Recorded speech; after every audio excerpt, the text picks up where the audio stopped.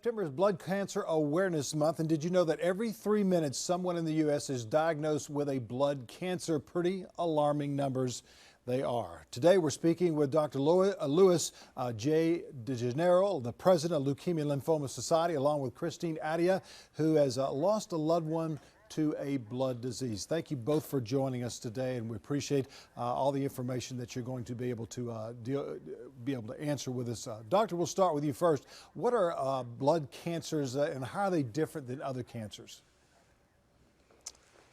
Well, good morning. Blood cancers are cancers that affect the blood, the bone marrow, the blood cells, the bone marrow, the lymph nodes. Leukemia, lymphoma, multiple myeloma, these are the most common ones. Tom, I'm going to give you another alarming statistic.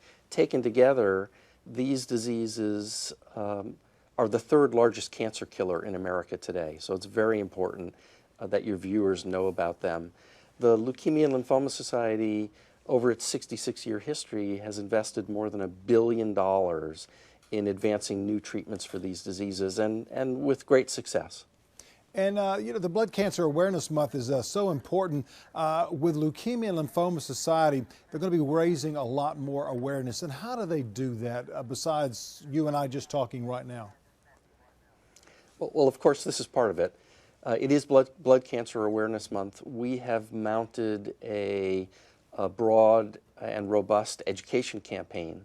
We've, on our website, for example, lls.org, every day of the month, we've got some new snippet of information that's important in educating people about the blood cancers. The fact that, for example, there's no early detection, no early screening, and no way to prevent these diseases. People need to be informed ahead of time about them. Yes, sir. And Christine, you lost a dear friend to LLS. Tell us about your journey as a caregiver and how you got involved with LLS. Sure. So it was my best friend, Dave, who actually became my fiance. And there, like Dr. Liu mentioned, there are no warning signs for some of these blood cancers, and acute myeloid leukemia is one of them, AML. Out of nowhere, he was diagnosed, and 6 months later, passed away. It seemed like there was nothing we could do to save him. And that's when I turned to the Leukemia Lymphoma Society. They offer so many ways to educate people, to bring awareness. I myself became very educated in the world of AML and blood cancers. What is it? What can we do?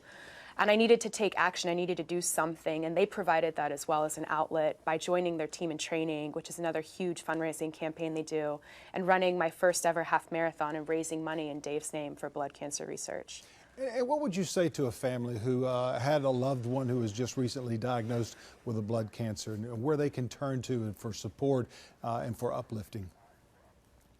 Sure, that's a great question. I think it's really tough to answer because everyone experiences it differently. And, you know, I can't speak for every family, but I will say from personal experience that I wish I had connected with the Leukemia Lymphoma Society sooner. It's a very overwhelming diagnosis, and it's very sudden sometimes and very aggressive in the treatment process. So getting connected with a resource like the Leukemia Lymphoma Society actually opens up a lot more access to information or clinical trials, or even helps support financially too at times. And it provides an outlet of hope and an outlet of a community. Yeah, because you can't do this alone.